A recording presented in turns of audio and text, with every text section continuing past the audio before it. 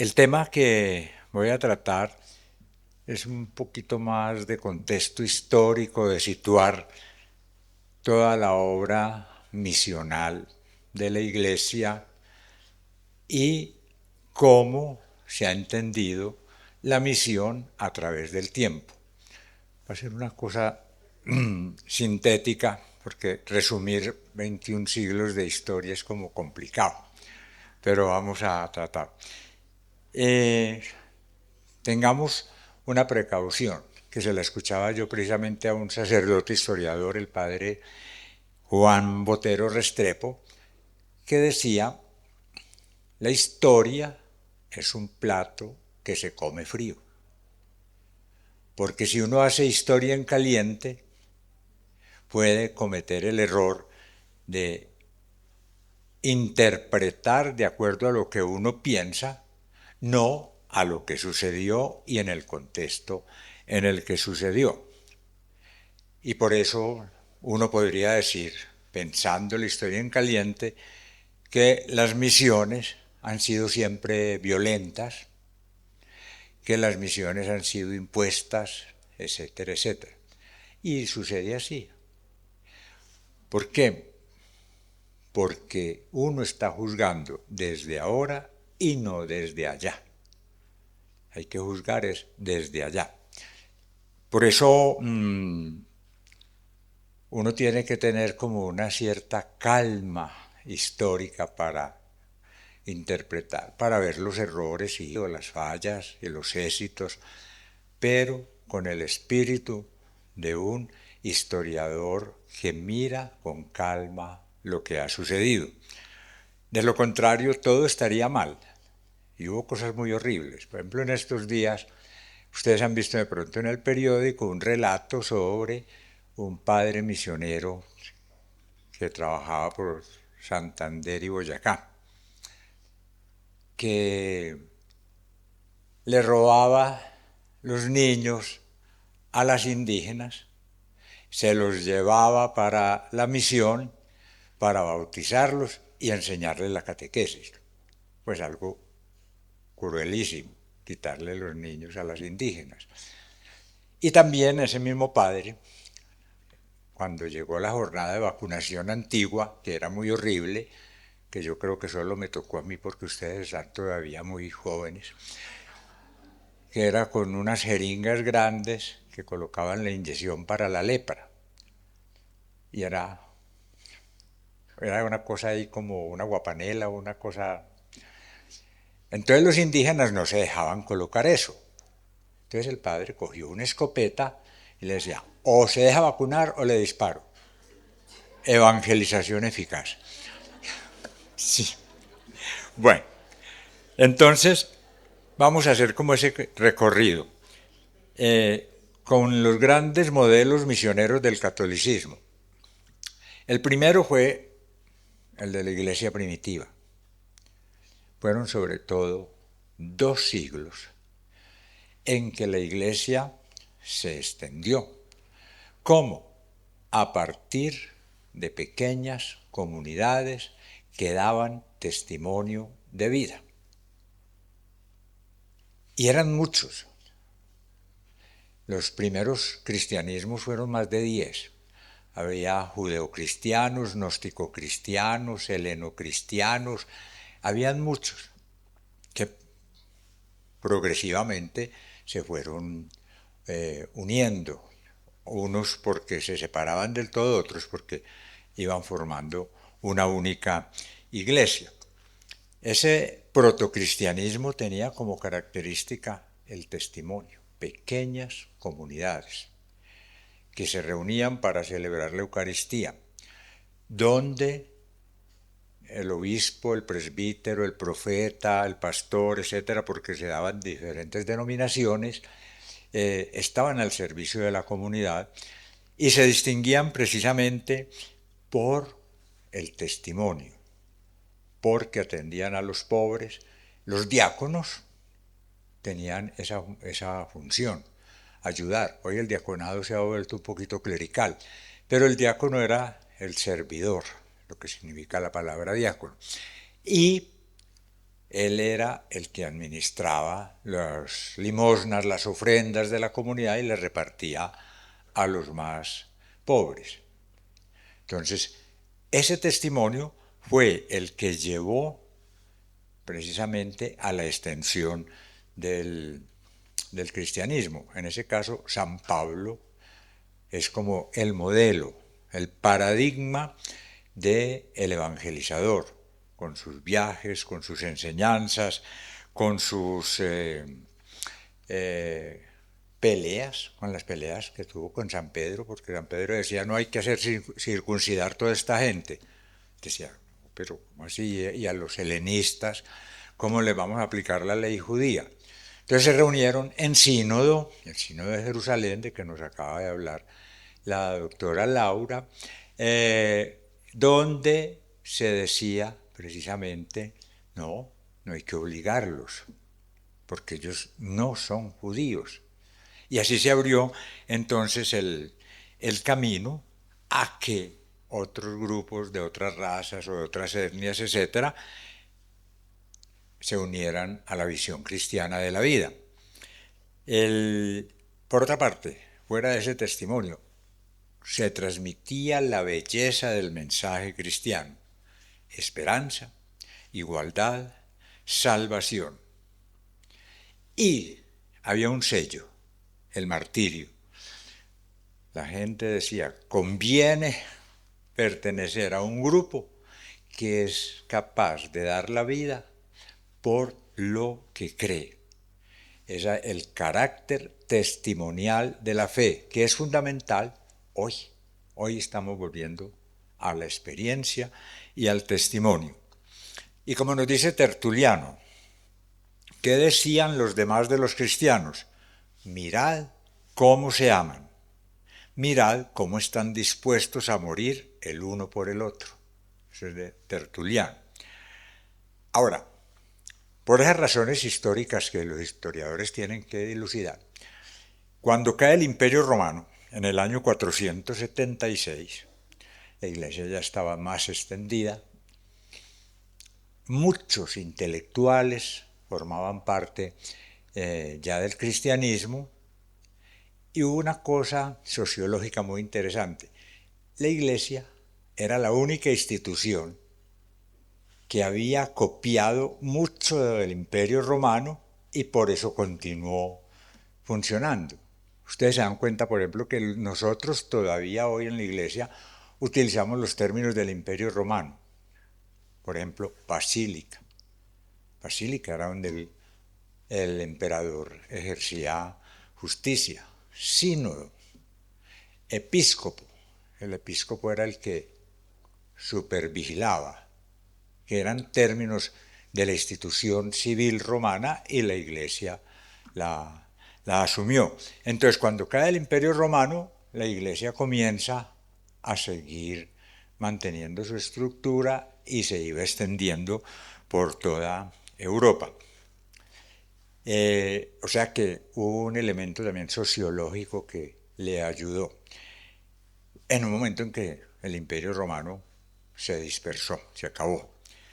A partir del siglo V comienza la evangelización de los llamados bárbaros, o sea, los visigodos, ostrogodos, vándalos, lombardos, francos, que ya habitaban lo que había sido el imperio romano. Allí va a jugar un papel muy interesante los monjes que no solo se retiraban al desierto como cenobitas, como solitarios, sino que poco a poco comenzaron a formar las escuelas monásticas, luego las escuelas catedralicias, y más adelante vino una metodología muy política, pero que les dio resultado, y era que estos grandes misioneros trataban de convertir a los jefes de esos que se llamaban las tribus bárbaras, para que, convirtiendo al jefe, de ahí para abajo se convirtieran los súbditos, por aquella norma de, según sea la ley la religión del rey, así será la religión de los súbditos, cuyos ellos religio. Bueno, El caso más especial para nosotros en Occidente es la conversión de Clodoveo, el rey de los francos, porque se unió, se hizo cristiano, se hicieron cristianos los francos, por eso antiguamente se decía que Francia era la hija primogénita de la Iglesia, y comenzó esa cierta unión entre el rey y la Iglesia, entre la política y la Iglesia, que dio origen al famoso Sacro Imperio Romano Germánico, que se apoderó prácticamente más de la mitad de Europa. Y ahí fue donde vino una situación un poquito complicada, que miraremos enseguida, del poder temporal de la Iglesia, poder temporal de los papas. Pero de todos modos son muy interesantes ciertos nombres en esta época. San Patricio, que evangelizó a Irlanda, San Agustín en Inglaterra, vamos a hablar enseguida de otra cosita muy interesante, San Bonifacio en Alemania, o sea, hubo unos grandes misioneros. Y otra cosa interesante de esta época, el cristianismo comenzó a adoptar elementos de las culturas que cristianizaba. Entonces, por eso vemos que hay hoy esa religiosidad popular, porque aquí también se ve en América Latina, que hizo que se adoptaran elementos de las culturas evangelizadas. Miren un detalle, la Virgen casi siempre se aparece en una roca, en una cueva, donde hay una fuente de agua o encima de un árbol. ¿Se dan cuenta? Miren siempre es eso. Eso nos viene de allá. ¿Por qué? Porque esos eran los lugares sagrados de los llamados bárbaros. Entonces los misioneros unieron la cuestión. Y aquí hay un caso muy especial que nos afecta hoy. La doctora Laura nos hablaba ahora de María Magdalena como considerada como prostituta en ese momento. Realmente María Magdalena no fue considerada prostituta sino a partir del siglo V, con el Papa Gregorio Magno. Ese cuento de que era la mujer aquella de vida alegre, o no tan alegre, que le ungió los pies al Señor, eso como que es más bien un relato posterior. No, María Magdalena era una amiga de Jesús muy interesante, según parece era de clase alta. No sé si ustedes han visto las ruinas de la casa de María Magdalena en Jerusalén. O sea que era una cachezudita la muchacha. Y es el Papa Gregorio Magno el que en unas predicaciones comenzó a decir que era prostituta, pero realmente ella no era prostituta. Pero no nos interesa ahora ese caso, sino que nos interesa que San Gregorio Magno mandó a un monje, Agustín de Canterbury, y le dijo: vaya, evangelice a los anglos, Inglaterra. Entonces Agustín de Canterbury, muy contento, salió y se fue en un barco así. Él creyó que iba a llegar allá y a decir: Cristo vive, y que todos iban a convertir. Y nada. Entonces le mandó una carta al Papa Gregorio. Le dijo: no, aquí no se puede hacer nada. Entonces el Papa Gregorio le mandó una carta a él, que es muy interesante. Les voy a leer un pedacito porque vea, es un ejemplo de inculturación. Le dice Gregorio a Agustín: que los templos de los ídolos de aquellas gentes no deben ser destruidos, solo los ídolos que en ellas se encuentren. Que con agua bendita se rocíen y bendigan los mismos templos, que sean construidos los altares y depositadas las reliquias. Porque si los mencionados templos están bien construidos, es necesario que ellos vean cambiado su antiguo culto por el culto al verdadero Dios. Que mientras el pueblo no vea sus templos destruidos, más fácilmente podrán abandonar el error de su alma y ser movidos con mayor prontitud. Y esto que es pura, uno puede decir, pura fiesta, puro carnaval.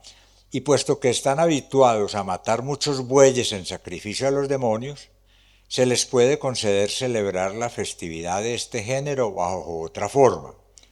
Y de este modo, en los días de dedicación o natalicio de los mártires, hagan ramadas alrededor de los templos y que tengan solemnes ceremonias en conjunto después de cada festividad religiosa, y que no sacrifiquen más animales al demonio, sino que den gracias al dador de todas las cosas por su abundancia. Porque si algunos beneficios les son conservados, más rápidamente podrán ser llevados a aceptar los beneficios interiores de la gracia.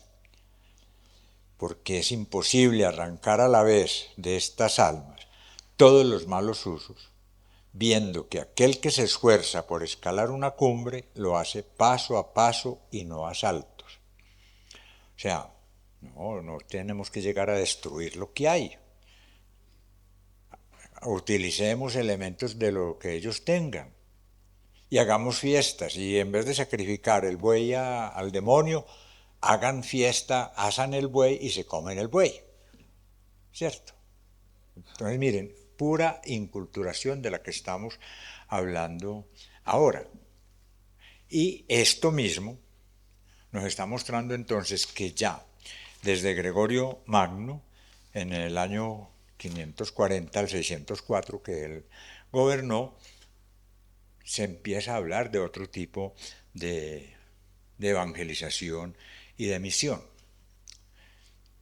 Otro caso muy distinto fue la época de las cruzadas, porque en las cruzadas no había tanto el intento misionero, sino que el intento era político-militar. ¿Era qué? Defenderse Europa de todos los islámicos o mahometanos, que ya habían invadido casi la mitad de la península ibérica y que venían por el oriente conquistando hasta llegar al Mediterráneo. Entonces las cruzadas realmente no fueron una época misionera, y de hecho nos damos cuenta que no fue mucho el influjo que tuvieron las cruzadas desde el punto de vista de la conversión, sino que fue más bien una guerra, y fue violenta con causas religiosas, por ejemplo, recuperar Tierra Santa, con causas políticas como fortalecer el poder de los papas, defenderse del avance musulmán, causas económicas como controlar las rutas comerciales, que les interesaba mucho, por ejemplo, a los comerciantes italianos, a los venecianos, causas culturales, el afán de aventura que había en la Edad Media. Ustedes recuerdan de pronto la etapa caballeresca medieval en Europa. Bueno, eso por ese lado. Pero hay otro caso bien interesante, y es el caso de China.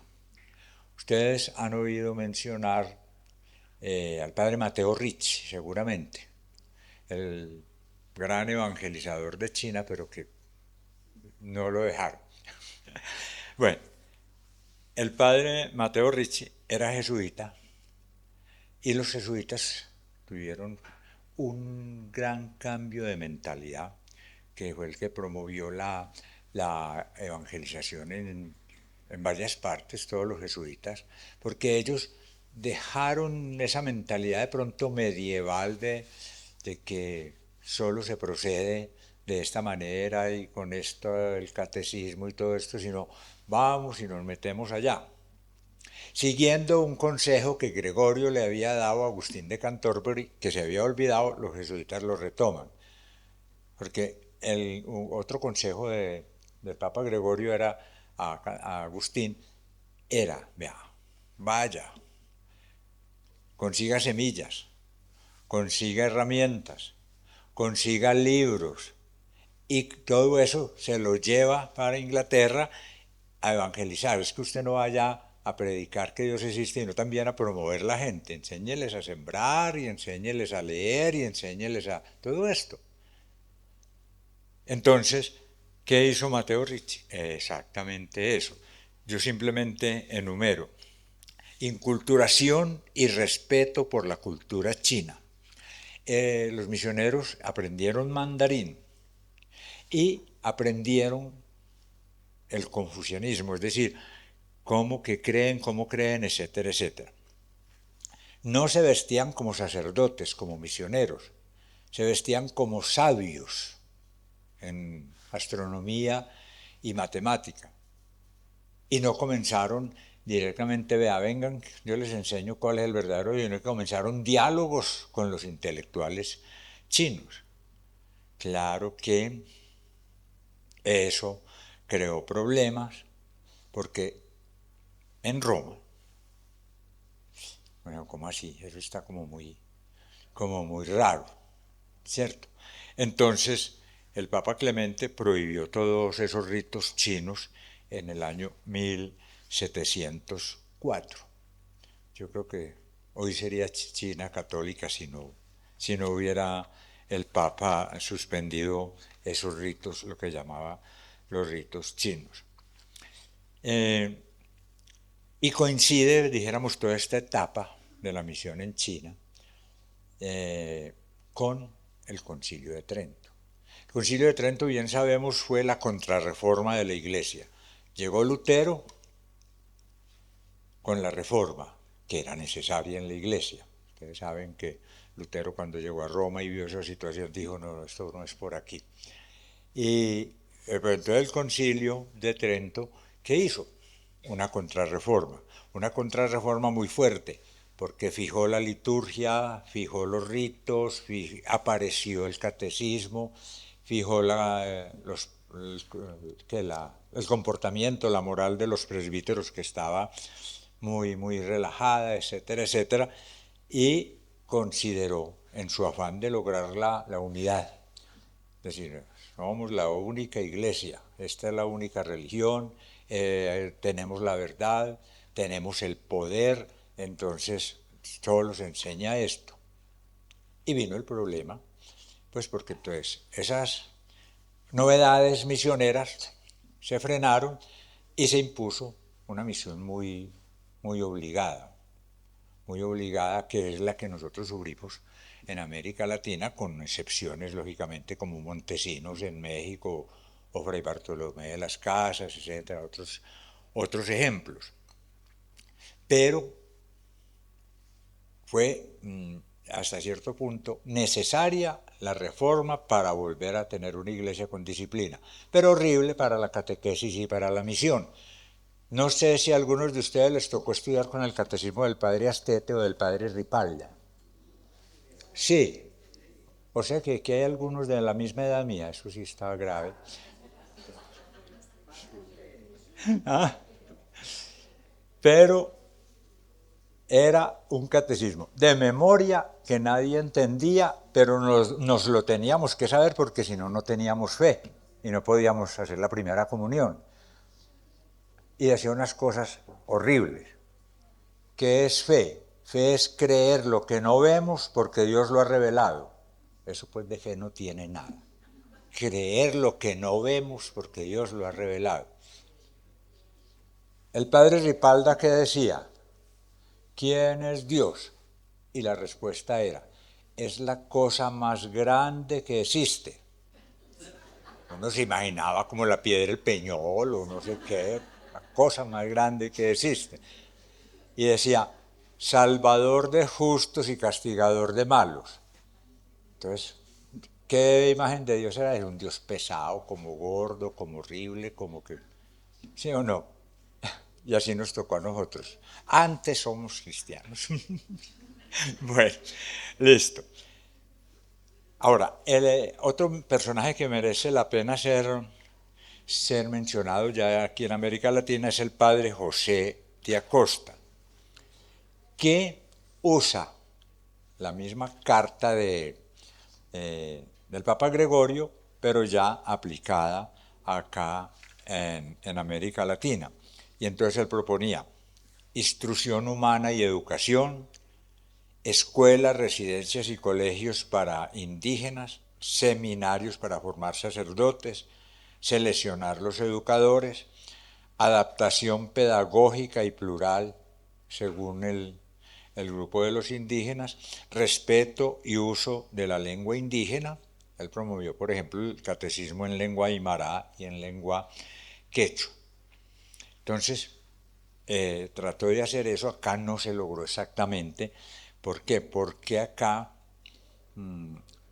teníamos la idea de, pues muchos de los misioneros que llegaron acá, llegaron con la idea ya de Trento, somos la única religión verdadera. Lo de los indígenas es demoníaco, entonces hay que destruirlo. El, mejor dicho, hay que acabar con todo lo del demonio, que es la religión indígena, la cultura indígena, etcétera, etcétera, y poner la cultura europea, especialmente la española, que es la cultura religiosa que nosotros recibimos.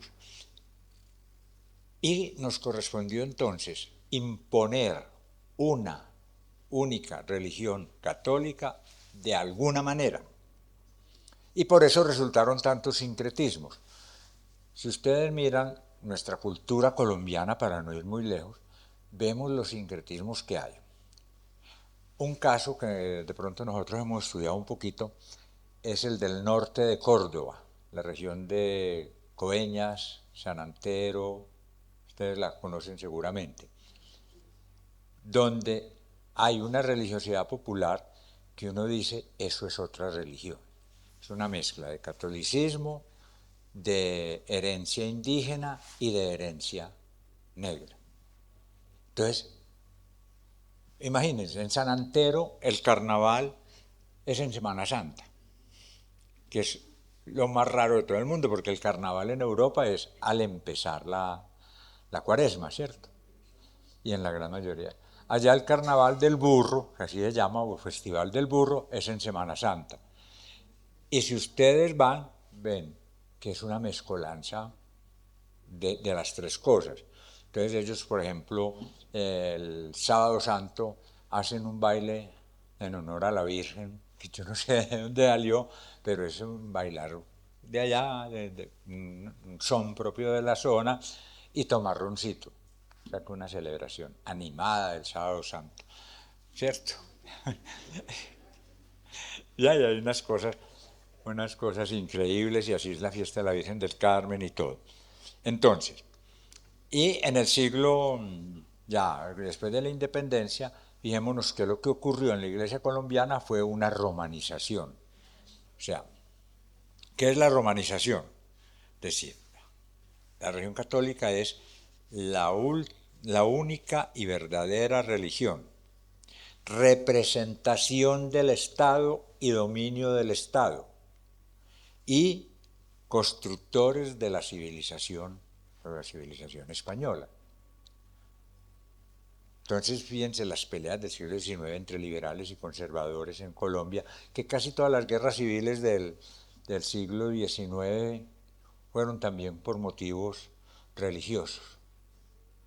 ¿Por qué? Porque era la visión de una iglesia potente, fuerte, y que a finales del siglo XIX llega el Concilio Vaticano I y dice, somos la sociedad perfecta, la iglesia es la sociedad perfecta, no necesitamos de las demás sociedades. Entonces nosotros somos los que vamos a evangelizar. Aquí en Colombia, ¿qué pasó? Exactamente, ustedes se dieron cuenta no porque no habían nacido, pero desde la Constitución de 1886 para acá, hasta 1991, éramos una iglesia de cristiandad, donde la iglesia era la que mandaba, porque era sociedad perfecta. Imagínense, sociedad perfecta. Tenía la verdad, tenía la fuerza. Entonces, no había Estado prácticamente. No había Estado. La iglesia suplía al Estado. Hasta hace muy poquitos años, la iglesia llevaba el control de los bautismos, de los matrimonios, de las defunciones. ¿Sí? A mí personalmente, para que vean que estoy viejo, me tocó en unas veredas de Jacopí, en Cundinamarca, antes de la Constitución del 91,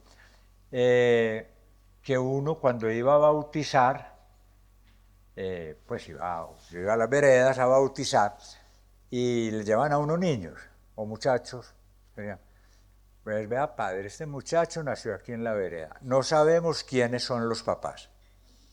No sabemos ni el apellido. Entonces uno como sacerdote le inventaba un apellido. Lo ponemos Juan Manuel Jacopí. Y entonces eso lo llevaban allá al registro civil, el registro civil aceptaba eso. O sea, la iglesia dirigía, dijéramos así, el registro civil y controlaba el registro civil de las personas, que es una cosa muy especial. Y lo mismo, el que valía era el matrimonio católico. De resto, los pobres protestantes se tenían que casar por allá por lo civil, la iglesia los excomulgaba. Hasta hace también poquito, incluso los protestantes no podían ser enterrados en el cementerio católico y tenían que crear su propio cementerio.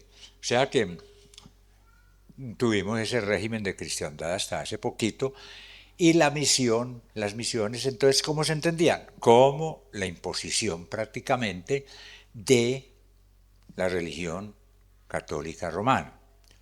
Y entonces ahí es donde nosotros vemos que el cambio que se introduce en la iglesia es muy valioso. Ha creado muchos problemas. El mismo cambio que introdujo, por ejemplo, la madre Laura en los métodos misionales, eso era ir contra la costumbre y contra la iglesia. Porque las mujeres eran secundarias. Recuerden que a la misma madre Laura se le pidió que un santo obispo, no hablemos mal de los obispos, era santo,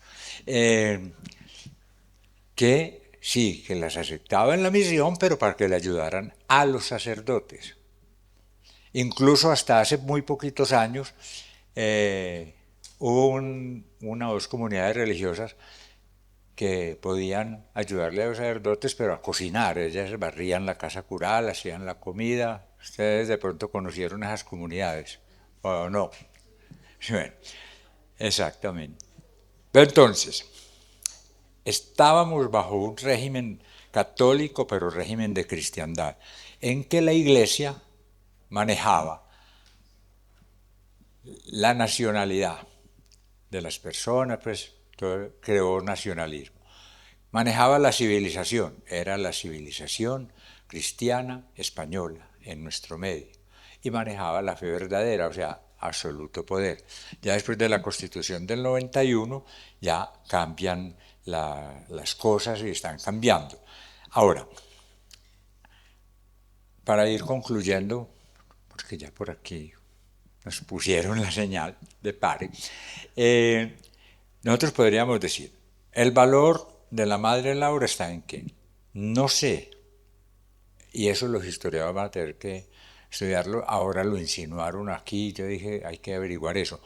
Si la madre Laura conoció la carta a Agustín de Canterbury, es posible, porque si ella estudió o se confesaba con jesuitas, es posible que los jesuitas le hayan transmitido algo de la labor del padre Mateo Ricci. Habría que averiguar eso, porque ella tiene unas cosas que son muy propias de lo del Papa Gregorio, como el respeto por la dignidad de los indígenas, la misión a través del ejemplo, la misión a través de la educación y el respeto a la identidad cultural. Bueno, y para terminar, para consuelo tuyo, ahora la doctora Laura nos hablaba de sinodalidad. Pensemos esto, estamos en una época de sinodalidad, estamos en este momento en el sínodo en Roma, ¿cierto? ¿Y qué es lo que se plantea? Primero, a Cristo no hay que defenderlo, Cristo se defiende solo, es decir, su mensaje de por sí tiene valor. A Cristo hay es que testimoniarlo. Y es lo que nos pide la Iglesia hoy. experiencia y testimonio, experiencia y testimonio. A nosotros no nos van a creer por la belleza de nuestra doctrina, sino por la belleza de nuestra vida. Esa es una cosa interesante.